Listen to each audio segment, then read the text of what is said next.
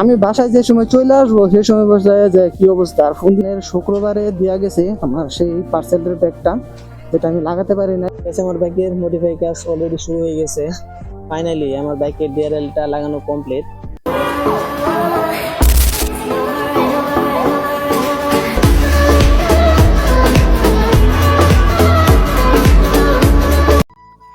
আসসালামু আলাইকুম, কি অবস্থা সবার? আশা করি সবাই ভালো আছে। আলহামদুলিল্লাহ আমি অনেক ভালো আছি।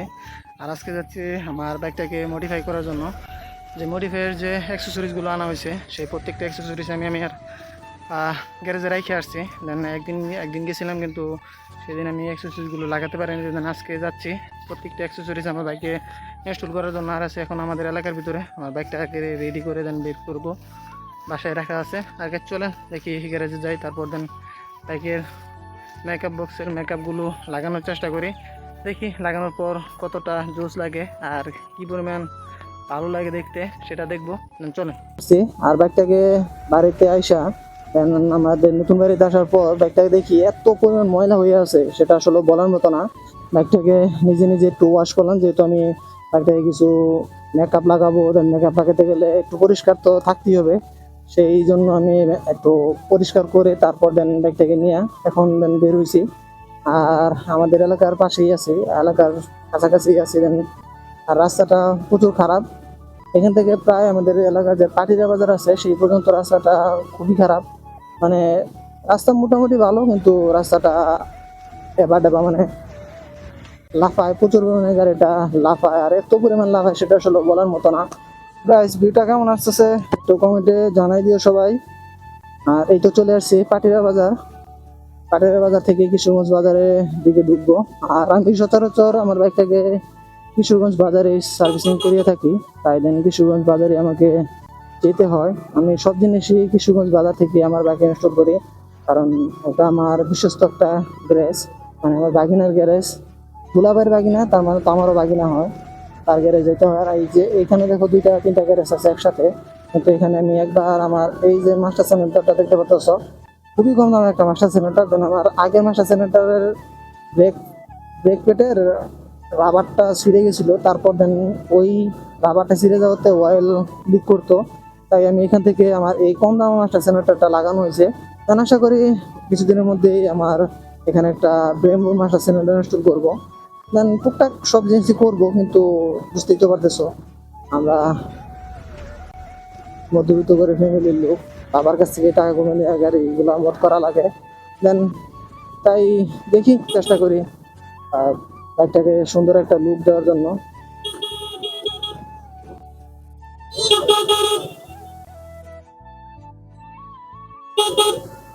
বাইকিনা মনে হয় আইসা পড়ছে, জানি না আসছে কিনা। ফোন দিয়েছি, দেন ফোন ধরে নাই। এই লোকটা এত পরিমাণ আসলে আইসা, আসলে সেটা বলার মতো না। সে শুধু একরকম বাড়িতে গেলে ফোন ধরে না, ফোন বন্ধ করে রাখে।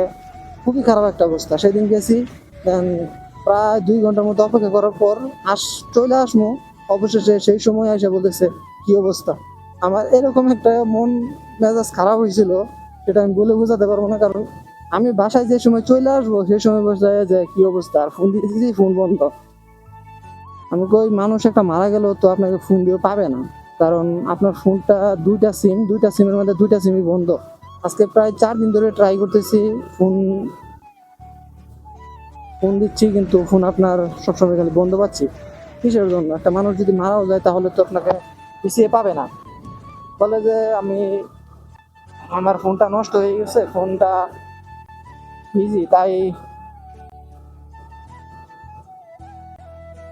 আমি বলি ফোন নষ্ট হয়ে গেছে, ফোন নষ্ট হয়ে গেছে ঠিক আছে, কিন্তু ফোন নষ্ট হয়ে গেলে তো ফোনটা ঠিক করা উচিত, তাই না?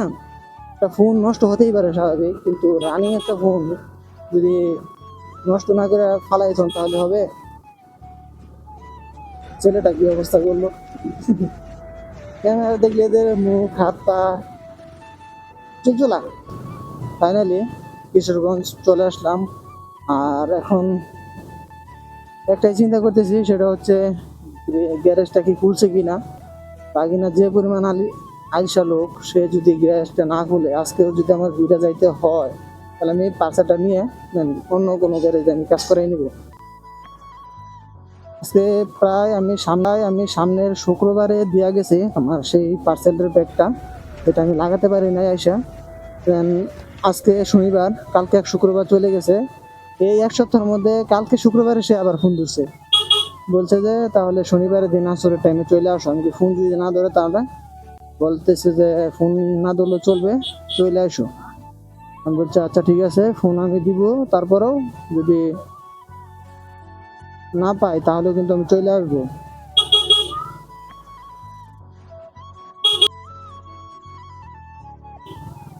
সামনে গ্যারেজ আর প্রাইভেট কারটা তো জোস, এক্স করোলা ফিল্টার। হ্যাঁ,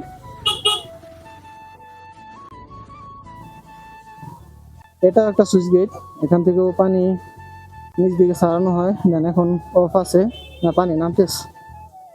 কিরে মামা, টান দে না, এদের যে অবস্থা।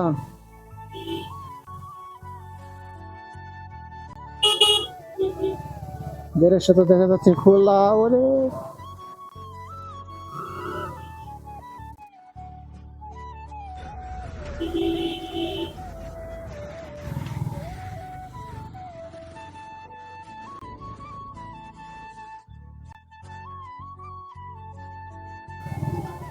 পাই গেছি মামা, পাই গেছি আজকে। এই তো গাইস, গ্যারেজটা আজকে খোলা আছে, দেখি সে কি অবস্থা।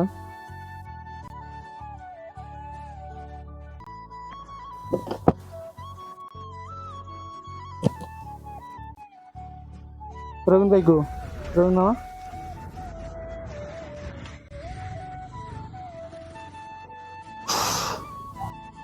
ফাইনালি আমার বাইকটাকে গ্যারেজে তোলার পর প্রায় এখন সুন্দর হয়ে গেছে। দেন দুইটা বাইক আসছিল, সেই বাইকটির ব্রেক শু চেঞ্জ করার পর দেন আমার বাইকটা তোলার সঙ্গে সঙ্গে কিন্তু মেকআপ লাগানোর কাজ শুরু হয়ে গেছে অলরেডি।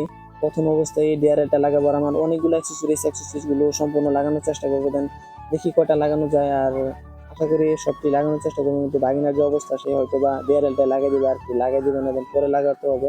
সে সারাদিন নাকি খাই নাই, শুয়েছিল দোকানে, খাচ্ছিল অন্যরকম ভাবে। এখন কাজ হয়েছে, আমি আসতে আসার পরে বলতেছি আমার প্রচুর পরিমাণে খিদা লাগছে। আমি বলতেছি যে আমার ডিআরএলটা লাগাই দে, তারপর অন্য যে কোনো জায়গায় যাও, চলে যাওয়ার সমস্যা নেই। আর এখন ফাইনালি আমার হেডলাইটটা খোলার পর ডিআরএলটা লাগানোর কাজ করতেছে। বাগিনা নিখুঁতভাবে করার চেষ্টা করতেছে, কারণ তার কাজগুলো আমার কাছে খুবই ভালো লাগে। সুন্দরভাবে কাজগুলো করে, এত সুন্দরভাবে করে, আসলে রিল্যাক্সে করে। সেই জন্য আমার বাইকটা আমার ইঞ্জিনে কাজ করানোতে যেখানে সময় লাগে 2 দিন, আর সেখানে সময় লাগছে 15 দিন। এত নিখুঁতভাবে কাজগুলো করে, যেখানে 2 দিন সময় লাগার কথা সেখানে 15 দিন লাগিয়ে দিছে। সেই রকম ভাবে নিখুঁত করে করে সে, আসলে খুবই একটু আলচা প্রকৃতির লোক। আর কাজের প্রেশার, আমার যে সময় আমার বাইকটা আসে তার গ্যারেজে, সে সময় তার কাজের প্রেশার গুলো বাইরে যায়, প্রচুর পরিমাণে বাইরে যায়। আর গাইস, এই যে ডিআরএলটা দিয়ে গেছি আমি 1 সপ্তাহ আগে, মানে 8 দিন আগে দিয়ে গেছিলাম, দেন আজকে এসে লাগাই দিছি। আর ডিআরএল সুন্দর করে লাগিয়ে দিচ্ছি, আমি ওর সাথে সাথে কাজ করতেছি। আর গাইস, ফাইনালি ডিআরএলটা লাগানোর পর তার অ্যাডজাস্টমেন্টটা সুন্দরভাবে করতেছে। যেহেতু এর আগে পরে লাগানো হয়েছে, আমি তো দেখি নাই, সেটা সুন্দরভাবে লাগানোর চেষ্টা করবো। তারগুলো কষ্ট পেয়েছে, সুন্দর করে লাগানো দিল। আর এখন হেডলাইটটা লাগানোর কাজ করবে। আর চেষ্টা করে লাইন বের করে রাখলাম, যেমন তারপরে যে ফগ লাইট, ইঞ্জিন গাড়ি তোলে যে ইঞ্জিনের যে লাইটটা আনা হয়েছে, সেই লাইট, বাসার লাইট, সবগুলো অ্যাক্সেসরিজ আনা আছে, সেখানে তারগুলো বের করে রাখলাম, যাতে পরবর্তীতে আমি নিজে নিজে লাগাতে পারি। আর সুন্দর করে লাগানোর চেষ্টা করবো। আর গাইস, ডিআরএলটা লাগানোর পর ব্ল্যাক স্টিকারটা লাগিয়ে ফেললে কিন্তু জোস লাগতো, পুরো একটা এগ্রেসিভ একটা লুকস আসতো। কিন্তু তো রাত্রেবেলা কালো ব্ল্যাক পেপারটা লাগিয়ে ফেললে আমি তো কিছু দেখতে পারবো না সামনে, সেই জন্য লাগাইলাম না।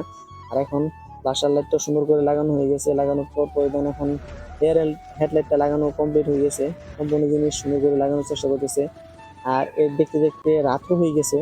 আর এখন গাইস, ফাইনালি একটা লুকস দেখো কতটা জোস লাগতেছে। বাতিটা কিন্তু পুরা অস্থির।